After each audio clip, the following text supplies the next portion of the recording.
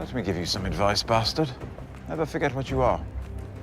Wear it like armor. It can never be used to hurt you. When I first heard they were interested in me for a fantasy show, I went, ugh, no. I had an inkling reading the first book, going, oh my God, this is amazing. This could really kick off. I was quite young and I had such a big imagination. In those scenes when I was younger, I would really convince myself that I was there and it was happening, you know? I'd never had any experience of acting before. I went to a very theatrically based drama school. We did 3 hours of camera training in 3 years. But then my 4th hour in front of a camera was day 1 on Game of Thrones. My first day on set was Castle Black. My first scene was, there's just a very quick scene where I'm walking down the ramparts and I was so nervous. Yeah, I remember my first day on set. Oh my God, I fell off a fucking horse. Jesus, this is my first job. This is like the first thing I ever did, and they stuck me on a horse. Oh, I was falling off the horse trying to act still. Achilles. Okay, let's do it again, please. Well, I remember my first scene we shot from the pilot, and that was the king's arrival. You know, the king rides in on horseback, and he has to get off his horse, and his robe was enormous. The horse rides in, he's like, ah, and then, hold, everyone, and then they run in with him like a ladder. They help him down, and they run out with the ladder, and then carry on. Oh, here we go. I vaguely remember it. It was like Sean Bean and Mark Addy and Lena, and I remember being so overwhelmed and terrified. I remember everybody clearly. I remember baby Sophie and baby Maisie and baby Isaac. And now they're, you know, out there, full grown. The most shocking scene that I didn't see coming. Stop him! Stop! From then on, I started to distrust the show as to, like, whether they'd kill my favorite character or not. I think the most shocking was probably my death. The Hodor moment, I couldn't quite believe. Hold the door! Hold the door! That was such a sort of, oh my God! I watched The Red Wedding, and I didn't really read into it in the script of what happened. I think I just did my bit and went la la la, and then when it came out, I remember I watched it in the morning. I'm a big guy, big tough guy, but guess what? I burst into tears. That was an absolute shocker. I remember just watching going, no, no, no, no, no, no, no, no, what? It was brilliant. Do I have to call you Lady Stark now? Yes. My favorite day on set would be the day that I was reunited with Maisie. That day on set, I've never laughed so much in my life. It was so much fun. It was the day with the wheelchair. I've still got that video, jeez. Me and Sophie just messing around on Bran's wheelchair. I think the most fun scene we shot was season 7. We shot this big sequence, the loot train attack, and we shot that in Spain.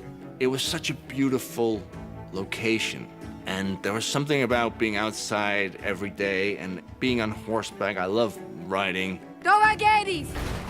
Season 3, Getting the Unsullied, was the first time that I, Amelia, got to be, you know, like, bitch and badass. Dracarys. It was really cool.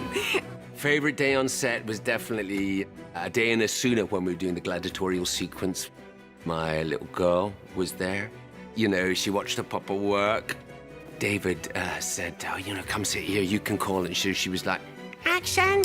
The fight between the Hound and Brienne fucking Tarth. We'd studied and trained for that a long time, and when it all came to fruition, that was just fantastic. Iceland, season 2, the first day we were there. That was my favorite day on Thrones. I'd never been to a more beautiful place in my life, and it was special for so many reasons. And it was the scene where I was not able to behead Ygritte. Strike hard and true, Jon Snow. My favourite actor to work with was Rose Leslie. There was something really special about working with Rose. You know, I really, really enjoy working with John Bradley. He saw this in a vision. I really enjoyed the scene with Mark Addy way back in season 1, just because it was so intense and I was like pages and pages long, and it was really unexpected from those two characters. Sometimes I don't know what holds it together. Our marriage. There's an ease that I get with acting with Ian Glenn because he's been my pal the whole time. There's been my buddy. And the most beautiful thing about Amelia is she has no idea how good she is. She genuinely has no idea. And she still has no idea. She's always sort of vulnerable, which is part of a great gift. I think in terms of my favourite scene partner, it'd have to be Kit. Kit was the first person I ever had an acting relationship with because it was my first job. I think that the friendships that you form when you are a bit scared and a bit uncertain and treading unfamiliar ground, they're the ones that tend to stick because you cling onto each other for support. Sansa, come here, little dove. I always loved working with Lena. What are you doing? Praying. You're perfect, aren't you? Praying. Just watching her and learning from her was the best drama lesson I could have ever hoped for. You disobeyed my king, your father, and now I'm paying the price. I don't care, you're my friend. Shireen Baratheon. I had a couple of scenes with Shireen that I loved doing. To have her level of humanity and decency and cleverness and brightness. He just treats her as an equal, and I really like that aspect of the relationship that they had. I really miss Charles Dance, who played my father, Tywin Lannister. We had such a great chemistry and a great friendship. Tyrion. Despite our on-screen relationship. I'm very fortunate to work with the greatest cast.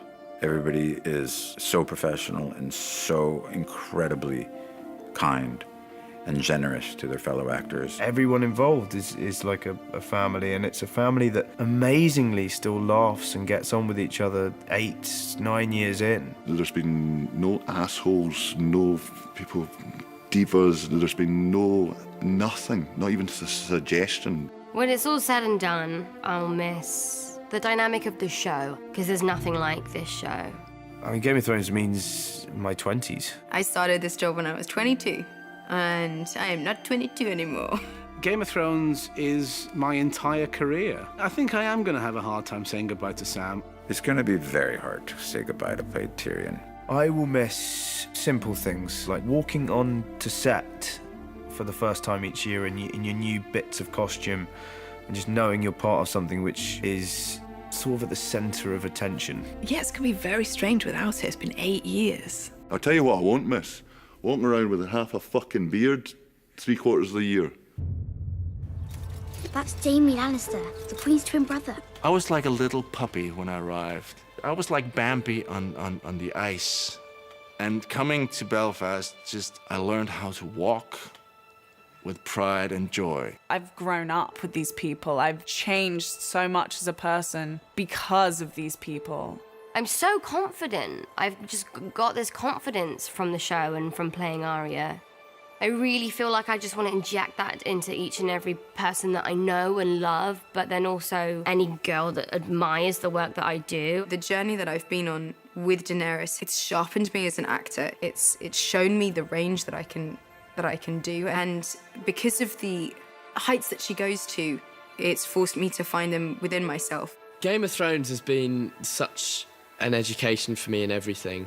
Having to be around adults from the age of 10 and work on a professional set, get up and learn your lines and really think about a character has also taught me a lot about myself.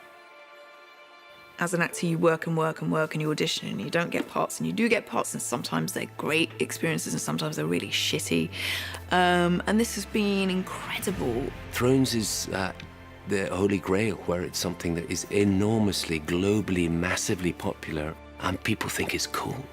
You know, people are always trying to copy things or do variations of things. It's rare you get something which is a completely original fantasy. It's the most realistic show that I've ever done that also happens to have dragons and dead people walking around in it. I think a lot of fantasy is heavy on the dragon and light on the character. We're the opposite. This show will be discovered by generations to come. It's timeless. Every season there's something else bigger than the last season and better than the last season. And here we are, season 8. It's cinematic. We're making 10-hour movies every year. The fact that this is really a full stop on this story is sad, because I think everyone's been so invested in this story that we never want to see this come to a close. But it must, and it will be good.